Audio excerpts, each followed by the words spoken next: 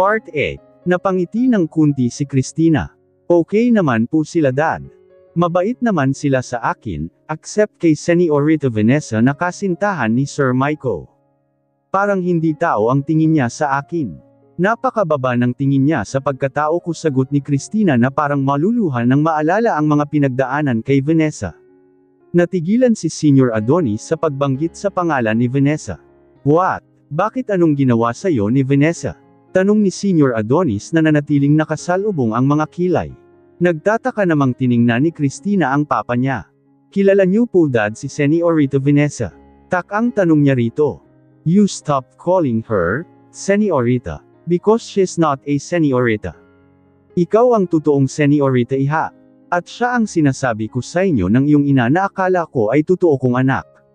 Yun pala ay hindi. Siya ay anak pala ng aking asawa sa dati naming family driver. Niloloko ako ng ilang taon ni Margarita, pinaangkin niya sa akin ang anak niya sa driver namin. Samantalang ikaw na totoo kong anak ay pinapalayas niya noon. Nagngingit-ngit na wika ni Senior Adonis. Namangha si Christina sa mga sinasabi ng kanyang ama. Sa katotohanan iyon ay hindi napipigilan ni Christina ang umiiyak sa harap ng ama nito. Mabilis namang inaalaw ni Aling Celia ang anak. Bakit, iha? Bakit ganyan ang reaksyon mo? Sabi mo napakababa ng tingin ni Vanessa sa'yo, bakit? Anong mga ginagawa niya sa'yo? Nagbabanta ang galit na tanong ni Senior Adonis kay Christina. Si Vanessa dad, marami siyang ginawang hindi maganda sa akin. Sinasaktan niya ako. Tapos ngayon, malalaman ko na lang na ako pala ang karapat-dapat sa pwesto niya. Napakawalang hiya niya. Hindi napipigilang ni Christina ang emosyon at panggigigil para kay Vanessa. Pag-uwi natin mula sa Spain, iha, susuportahan ko lahat kung anong gusto mo. Ikaw na ang baalang kukuha sa lahat na meron kay Vanessa dahil ikaw ang totoong Señorita at hindi siya. Pagbabayaran niya ang ginawa niya sa'yo. Ang sama ng batang yun, pinalaki kasing spoiled sa sariling ina. Ipakilala mo sa kanya kung saan siya nababagay. Dahil anak lang siya sa driver. Tandang padamdam. Mahabang wika ni Senior Adonis dahil sa galit ng malalaman ang kasamaang ginawa ni Vanessa sa nag-iisa at tunay niyang anak. Nagbabakasyon nga sa Spain ang mag-amang Adonis at Christina para ipakilala sa mga magulang ang tunay na apo ng mga ito. Pure Filipina ang ina ni Senior Adonis at pure Spain naman ang ama nito. Nag-iisang anak na lamang si Senior Adonis dahil namatay ang kapatid nitong babae at ito na lang ang natitira.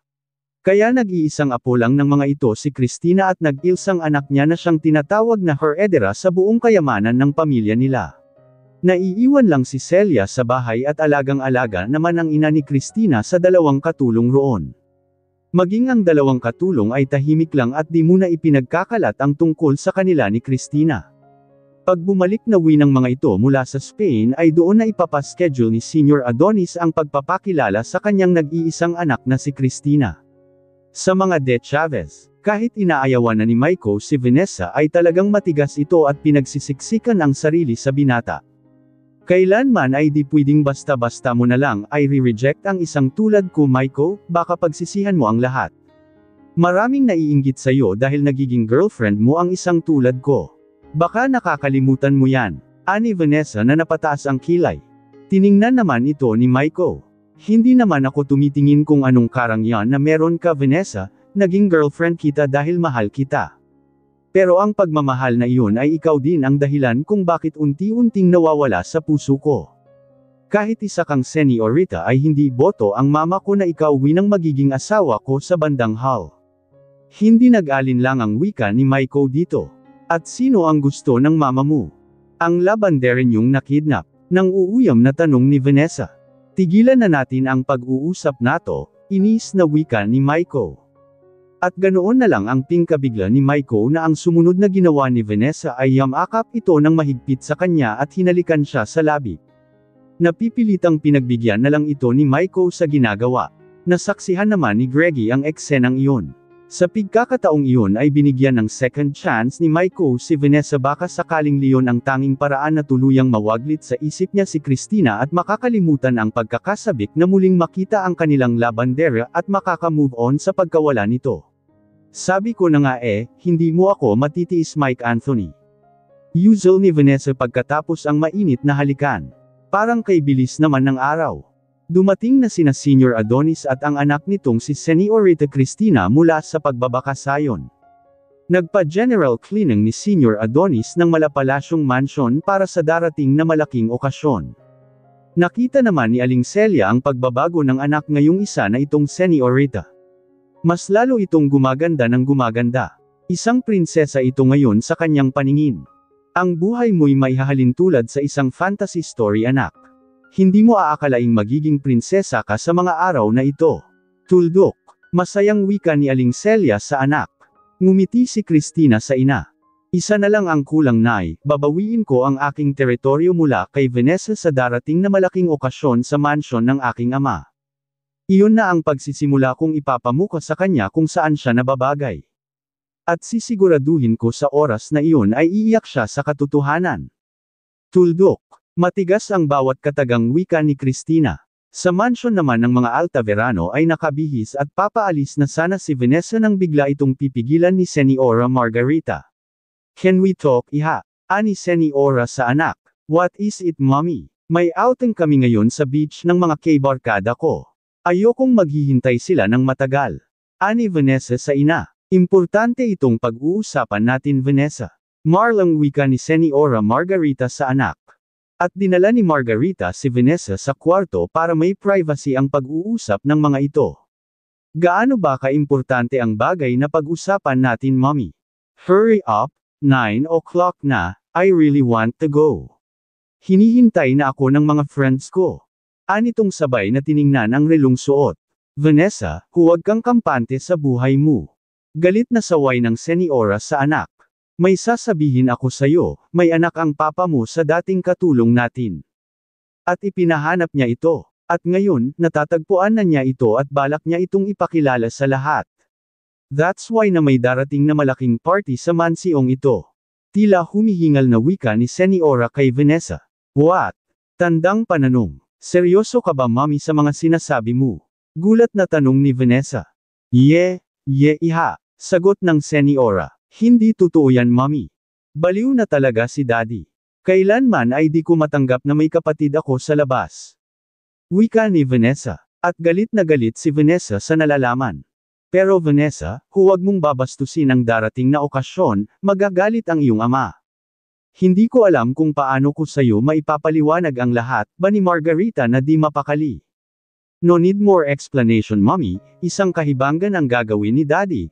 Hindi ko talaga matatanggap ang anak niya sa labas. Muling wika ni Vanessa. Hindi alam ni Señora Margarita kung paano sisimulan at sasabihin sa anak ang katotohanan na hindi ito tunay na anak ni Senior Adonis. Gusto niyang sasabihin na lang sana niya dito ang totoo, ngunit napakahirap iyong banggitin sa harap nito ngayon. Kaya nakapagdesisyon na lang muna. Siyang ipagpaliban na lang muna niya ang lahat. At kailangang makukumbansi niya ang asawa ng senior na huwag sasabihin sa lahat na nag-iisang anak nito ang ipakilala sa lahat sapagkat ay hindi pa siya handang malaman ni Vanessa ang katotohanan. 2 days na lang bago darating ang nasabing okasyon sa malaking malapalasyong mansyon ng mga Altaverano. Na ipapahatid na ang mga invitation card sa mga bisitang pupunta sa nasabing party. Mga kakilala, mga kumadre at kumpadre ni Senior Adonis.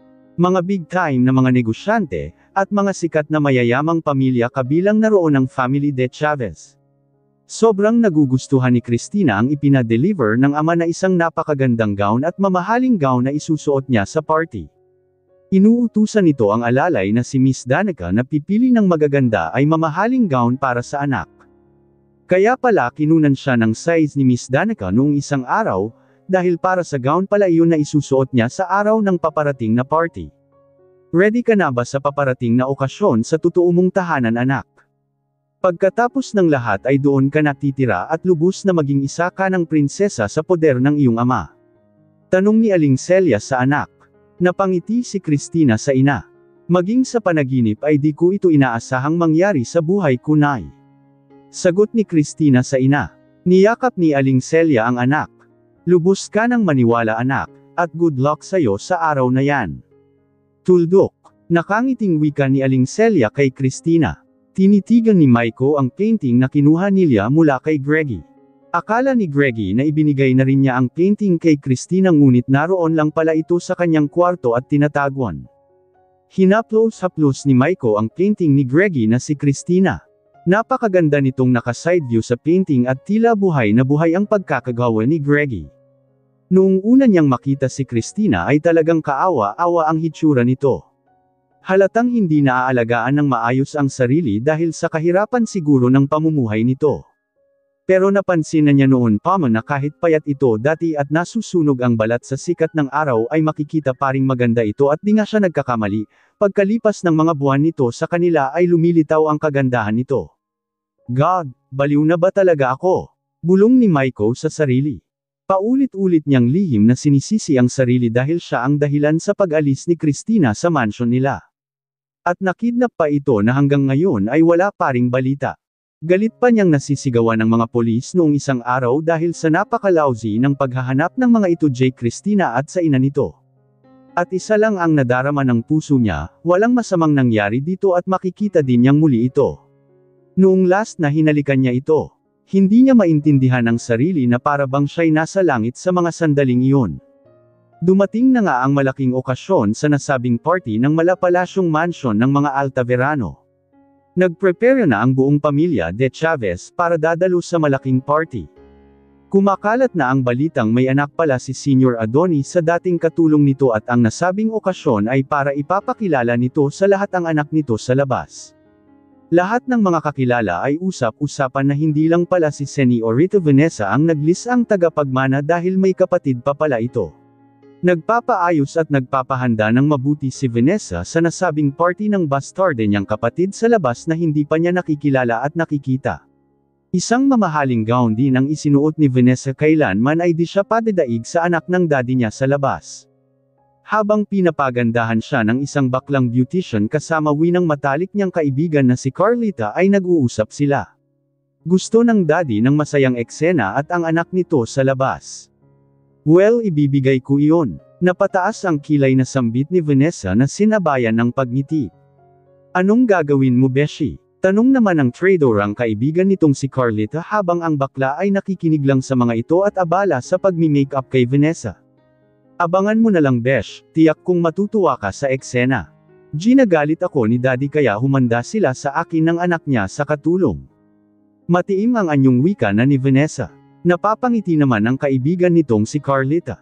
Samantala, ang mga de Chavez na mamay kapwa na nakabihis ang mga ito para pupunta na sa malaking okasyon sa mga Altaverano. Napakaganda naman ni Ma'am Camela sa suot nitong gown. Hindi kumukupas ang ganda nito kahit may edad na ito.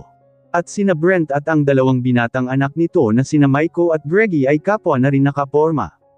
At napakagwapo at napakapormal ng mga ito sa Amerikanang suot. Magkasing tangkad na ni Maiko si Greggy at hindi halata sa height nito na 20 pa lang ang edad nito. Pero mas makisig si Maiko dahil may edad na ito kumpara kay Greggy. At si Micaela naman ay kahit simple lang ang piniling gown ng dalagita at napakagandang bata ito. Pati na ang lola nilang si Madam Brenda ay hindi rin pahuhuli, dunyang donya ito sa suot na gown. Sige na aalis na tayo, 6 PM na ang oras at sa invitation cards ay 7:30 PM mag-start ang party. Ani Brent de Chavez sa pamilya, gabi ini-held ang party dahil mas maganda raw sa gabi magpo-party kisa araw. Sino kaya ang anak ni Senior Adonis sa katulong nito noon? Siguradong naghihirap ito sa buhay dahil katulong lamang ang ina. Samantalang isang powerful naman na tao ang ama nito. Wika ni Madam Brenda. Para sa akin anak Maiko, mas mabuting nakikita ni Senior Adonis ang anak isa nitong anak dahil wala siyang mapapala sa nobya mong puro lakwatsa lang ang alam sa buhay at nagwawaldes ng pera sa sariling ama. Wika naman ni Camela na tiningnan ang binatang anak na si Maiko. Ang problema nga lang mama, baka anong gagawin ni Vanessa sa kapatid nito sa labas dahil magiging kaga na kasi niya ito sa atensyon at pagmamahal sa ama at lalo na sa mga mamanahin. Alam niyo naman ang ugali ni Vanessa.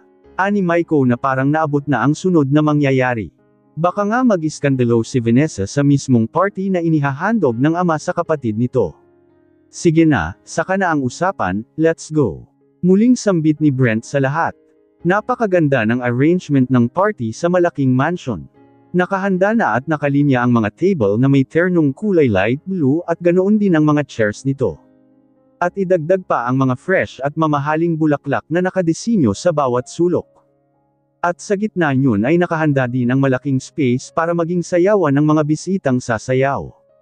At nakapwesto na rin ang taga-piano at violin roon para sa musical sa nasabing party. Nagpapakatay ng mga baka si Senior Adonis dahil sa dami ng bisitang darating at nag-order pa ito ng special na kakatayin na mga karniro mula sa Israel para lang sa nasabing okasyon. May mga matataas din kasing opisyal na bisita si Senior Adonis mula sa ibang bansa at special sa mga ito ang karniro na naghahalaga ng 30K bawat isa nito. Nagkanya-kanyang nagsipagdatingan ng maraming bisita at kanya-kanyang nagsipagparkingan sa mga mamahaling kotseng dala sa malaking garahe ng malapalasyong mansyon ng mga Altaverano. Jalos naroon na ang lahat na bisita pati na ang mga De Chavez. Kanya-kanya na ring nakapwesto ang mga ito sa mga table na nakahanda para sa mga bisita. 7 PM na nang dumating sina Cristina at alas 7:30 mag-start ang party. Unang bumaba si Aling Celia at pagkatapos ay pinagbuksan naman ng driver si Cristina. Pagdating at pagpasok nila sa malaking mansion ay halos lumuluwa ang mga mata ni Señora Margarita nang makikita ang dating katulong nila na naging kerida ng kanyang asawang si Senior Adonis noon. At isang matangkad, maputi at makikinis na babae ang common ito na nakasuot ng mamahalin at napakagandang gown. Ngunit may simpleng maskara sa mukha iyon na siyang dahilan upang di agad ito makikilala kung sino ito. Nagsalubong din ang kilay ni Vanessa sa nakikita. Agad na lang naaabot na ito ang anak ni Senior Adonis sa katulong. Walang nagawa ang mag-inang Vanessa at Margarita nang ipinsondo at ipinagiya agad ni Senior Adonis ang mga dumating na mag-ina. Dumiretso muna sa isang silid sina Cristina at Aling Celia kasama ang dalawang katulong na umalalay sa mga ito. Lalabas lang sila muli kapag magsisimula na ang party. Nakakainis itong ginawa ni Daddy Mommy. Gigil na wika ni Vanessa sa ina. Calm down iha. Saka na natin pag-uusap ang muli ang problemang ito pag natatapos na ang party. Ani Señora Margarita. Sino ba kasi ang anak niyang iyan sa labas? Bakit nakamaskara ito? Kalokohan. Galit na muling wika ni Vanessa. Na-insecure siya sa napakamamahalin at napakagandang gown nito. Dadaigin na lamang ba siya sa isang anak sa labas? Makikita ng daddy niya at ang babaeng anak nito kung anong gagawin niya. Nagngingit-ngit talaga si Vanessa. Halatang napakaganda ng babae kahit may maskara ito sa mukha. Masisira ang poise mo Vanessa, hayaan mo muna ang lahat okay. Ani Margarita na kinakabahan din sa party na iyon. Baka ibubunyag ng tuluyan ng asawa ang pagkatao ng anak kapag mag-iskandalo ito. Kaya higpit niyang ina-advisean at pinagsabihan ng anak na huwag itong mag-iskandalo. Naiisip ni Margarita baka ang kanyang anak pa ang mapapahiya pag nagkataon. Sige mommy, pupuntahan ko muna sina Maiko. Nandun na sila nakaupo at nakapwesto na sa isang table at kasama ang buong pamilya nito. Ani Vanessa na nagpapalam sa ina. Okay, basta Vanessa, sundin mo ang advice ko sa iyo, huwag kang mag-iskandalo la. Okay ba? Ulit ni Margarita na kinabahan talaga. Napangiting tumango si Vanessa. Ngunit sa loob-loob ni Vanessa, gagawin niya kung anong gusto niya anak lamang sa labas ng daddy ang ipapakilala nito ngayon. Tandang padamdam. Samantalang si Celia naman ay kinakabahan na dahil papalapit na ang pag-start sa party. Huwag kang kabahan nay. Nandito ako. Matapang na wika ni Cristina. Nagsisimula na ang party at kapwa tahimik ang lahat ng mga bisitang naruroon. Ang malawak at malapad sa loob ng mansyon ng mga Altaverano ay halos mapuno iyon sa dami ng mga bisita. Pumunta na sa gitna ang MC sa party na si Miss Sofia Alvarez at nagsimulang nagsasalita. Good evening ladies and gentlemen, let us start our program, but first of all, I'll call Miss Luis Camiguin to lead the prayer for this party. Panimula ng MC. Pumunta agad si Miss Camiguin sa gitna at nag-lead ng kunting prayer. Pagkatapos nag-pray ito ay sabay napaamin ang lahat. At ibinalik agad ni Miss Camiguin muli sa MC ang microphone. Then I'll call Miss Zephany Galvez for her presentation, mag-aalay siya ng isang magandang awitin. Anang MC. At lumapit naman sa gitna si Miss Galvez para maghandog ng isang kanta. Isang magagandang awitin ang kinanta nito at sinabayan iyon ng mga instrumentong tugtugin. Ilang minutes din bago natapos ang pagkanta nito. Isang simpleng palakpakan ang ibinigay ng mga bisita sa magagaling na mga awit. Thank you Miss Galvez sa paghahandog ng iyong talento. And now visitors, we will call our kind and beloved Senior Adonis Altaverano. Para pupunta dito sa gitna at uupo sa isa sa mga magagandang upuang nakahanda sa buong pamilya niya. Tuldok ang MC. At masigabong nagpalakpakan ang mga bisita ng humakbang na patungong gitna si Senior Adonis. At bago ito naupo, kumaway muna ito saglit sa mga bisita at matamis na ngumiti. And the second, I'll call Senior Adonis's wife, Seniora Margarita Altaverano. Muling sabi ng MC. At wala namang kenjiting-iting tumayo si Seniora Margarita at pumunta sa gitna. Dunyang donya ang style nito at naupo ito katabi kay Senior Adonis. And the last, ang ating pinaka-magandang Seniorita. Si Seniorita Vanessa Altaverano. Wika muli ng MC at tumayo si Vanessa. Isang matatamis na ngiti ang ibinigay ni Vanessa habang mayanhing naglakad patungong gitna at tumabi ito sa inang Seniora. And to all visitors, this is a right time for Senior Adonis' message, and especially sa pag-i-introduce at pagpakilala niya sa lahat sa kanyang anak na matagal nang nahiwalay sa kanya. Tuldok. Anang MC at nagkatinginan sina Aling Celia at Cristina dahil kinakabahan ang mga ito. Nakamaskara parent si Cristina kaya hindi ito makilala sa mga taong nakakilala sa kanya. Pero alam na ng mga bisita na siya ang sinasabing anak ni Senior Adonis. Halos napatingin lahat na bisita kay Cristina. Muling nagpalakpakan ang lahat ng mga bisita nang tumayo si Senior Adonis at nagsasalita. Good evening to my friends, relatives, business partner, and to all who are here tonight. Nagpapasalamat ako na hindi niyo ako binaygo at lahat kayo ay nandirito, upang makikilala at makikita ang aking anak na matagal nang nahiwalay sa aking poder. Pagsisimula ni Senior Adonis. Lihim na tumaas sungkilay ni Vanessa at nagkatinginan ito at ang inang Seniora. Siguro'y nabibigla ang iba sa inyo nang maririnig ang balitang may anak ako sa aming dating kasambahay. Yes, I admit it. Dugtong ni Senior Adonis. Sadyang mapagbiro talaga ang tadhana, alam niyo ba kung bakit? Tanong ni Senior Adonis. Dahil sa ilang buwan kung ipinahanap ang aking anak ay ngayon ko lang nalalamang dati pala siyang katulong sa isa sa mayayaman at multi-millionaire na pamilya na aking kakilala at malapit sa akin. Ani Senior Adonis na sinabayan ng pagkakangiti nito sa lahat. Nagkatinginan naman ang mga bisitang naruroon kung sino kaya ang pamilyang tinutukoy ni Senior Adonis Altaverano na dating naging katulong ang anak nito roon. Pati si Vanessa at ang inang Seniora ay malagat ang mga matang nagkakatinginan ulit. Ngayon, oras na para aking ipapakilala sa lahat at sa buong mundo, ang aking pinakamamahal na anak. Ani Senior Adonis na ibinitin pa ang sinasabi. Galit at puno naman sa pagseselos si Vanessa ng mga sandaling leon dahil sa sinabi ng ama na pinakamamahal daw nito na ang anak nito sa labas. To all my visitors, meet my princess and my beautiful daughter no other than. At muling ibiniti ni Senior Adonis ang sinasabi.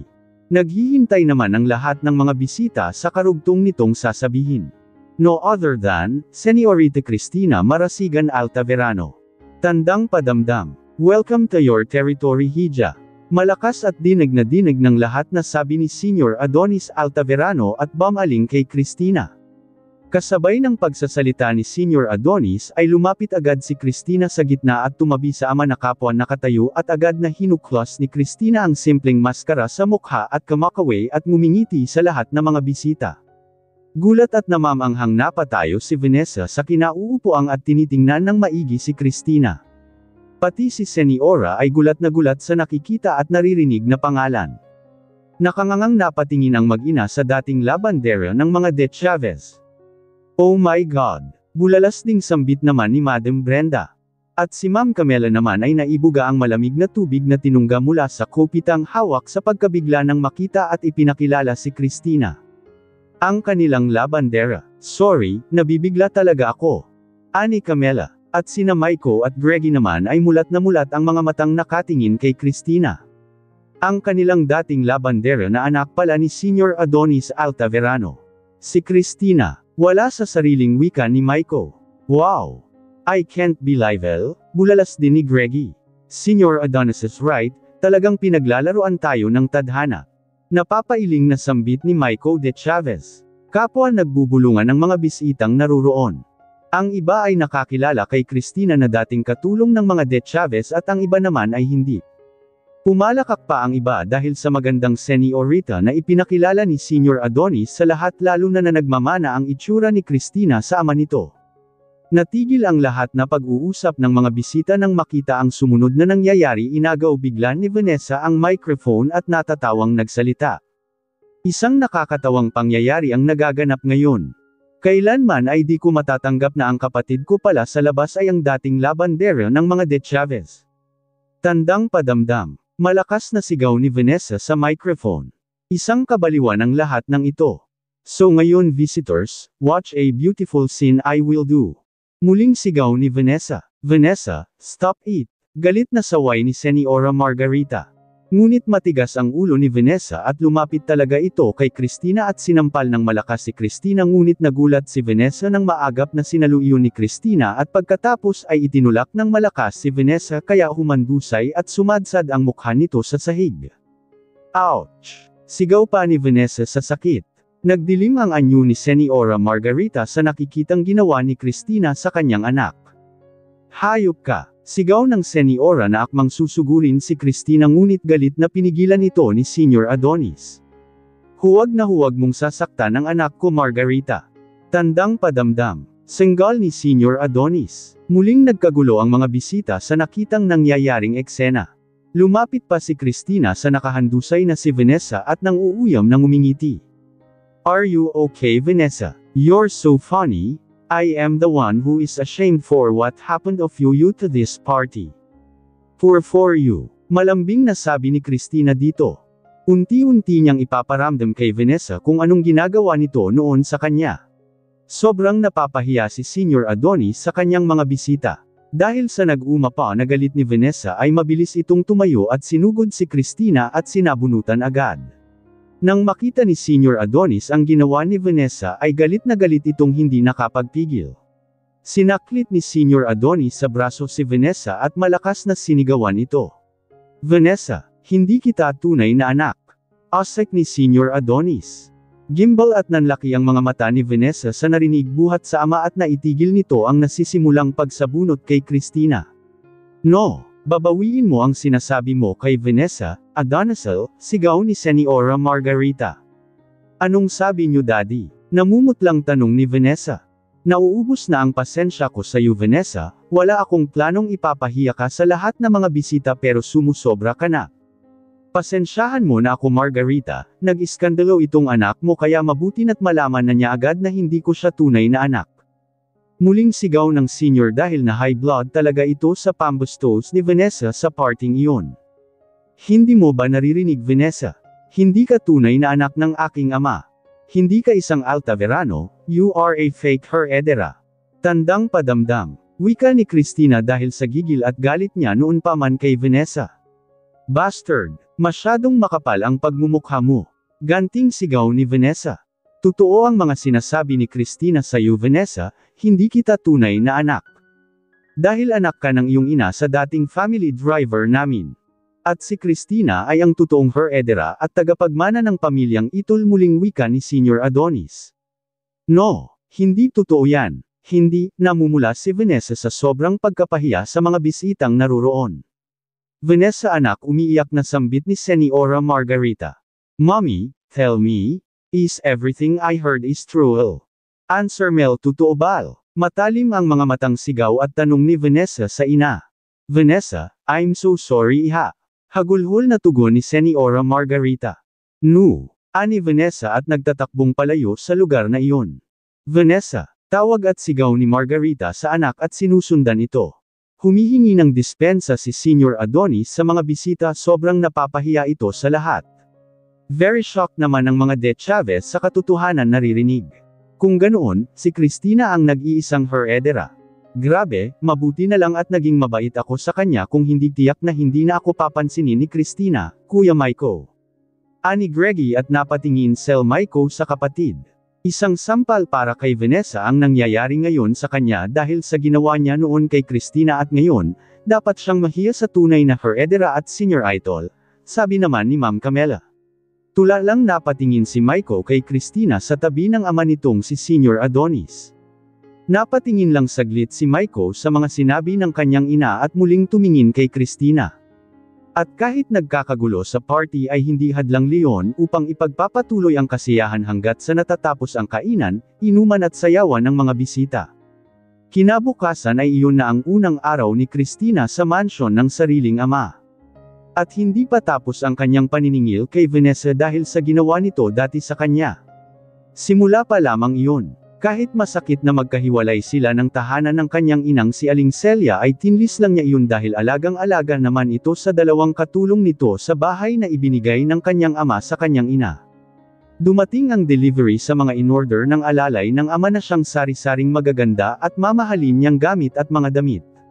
Kaya ito na ang oras upang papaalisin niya sa kwarto nito si Vanessa dahil iyon ang gusto ng kanyang ama. Siya ang papalit doon, dahil siya ang tunay na anak at hindi ito. Isang napakaganda at special na paggawa ng kwarto para sa isang seniorita kaya si Vanessa ang naroon dahil ito ang naging seniorita sa mga taong lumipas. Malaki at malapad ang pagkakagawa ng kwarto at kumpleto sa lahat iyon. Naroon ang magagandang gamit na puro mamahalin. At may malaking jewelry box sa loob na puno ng mga gintong alahas. At maganda ang pagkakadesinyo sa loob nito na talagang masasabi mong prinsesa ang nagmamay-ari niyon ng kwartong iyon. Gusto ng ama na papaalisin na doon si Vanessa dahil hindi ito nararapat doon, dahil hindi naman ito anak ng kanyang ama. At siya ang nararapat sa kwartong iyon dahil siya ang seniorita at hindi si Vanessa. Nasa kwarto ni Vanessa ang ina nitong seniora at nag-uusap ang mga ito. Hindi ko kaagad nasabi sa'yo ang totoo anak, dahil alam kong masasaktan ka. Umiiyak na wika ni Seniora Margarita kay Vanessa. Napakahirap tanggapin ng lahat mommy. Sana'y masamang panaginip lang ang lahat ng ito umiiyak paring sabi ni Vanessa. Pero para sa akin iha, ikaw parent ang Seniorita. Ani Seniora Margarita sa anak. At gagawa tayo ng paraan para mawala dito sa mansyon ang anak ni Adonis. Ikaw lang ang karapat-dapat na magmamana sa lahat ng ari-arian ng mga Altaverano. Dahil dala-dala mo pa rin ang apelyido ni Adonis. At kapag mawala si Christina, ikaw na ang magmamana sa lahat patuloy na wika ni Seniora Margarita. Yes mommy, pero hanggang ngayon ay hindi pa rin ako makaka-move on sa lahat. Hiyang-hiya ako sa mga kaibigan at kakilala ko, lalo na sa mga De Chavez. Wala na akong mukhang may haharap pa sa kanila. Ani Vanessa sa ina. At ang pinakamasakit sa dami ng tao sa mundo, si Christina pa ang naging anak ni Daddy Adonis, dugtong ni Vanessa. Basta Vanessa iha, huwag kang magpapatalo kay Christina, dito ka lumaki at siya ay kara-rating lang niya dito. Tuldok, mariing sabi ni Seniora sa anak. Naudlot bigla ang pag-uusap nila nang may kumatok sa pintuan ng kwarto ni Vanessa. Si Margarita ang nagbukas, at bumungad rito ang mayordoma at ang 3 pang katulong na kasama nito. Magandang umaga Seniora, sabay bati ng mga katulong. Bakit Gloria, anong kailangan nyo? Tanong ni Margarita sa mayordoma. Ipagpapaumanhin niyo po Seniora, na pag-utusan lang kami ni Seniorita Christina na kukunin ang mga personal na gamit ni Ma'am Vanessa sa kwartong ito. Ipapalipat na siya ng Seniorita sa ibang kuwarto dahil dito na ang Seniorita sa kwartong ito. Siya na ang gagamit nito mula ngayon. Sagot ni Aling Gloria sa Seniora. Ano, nasisiraan na ba siya ng bait? Kwarto ito ni Vanessa mula pa noon. Bulalas ni Seniora Margarita.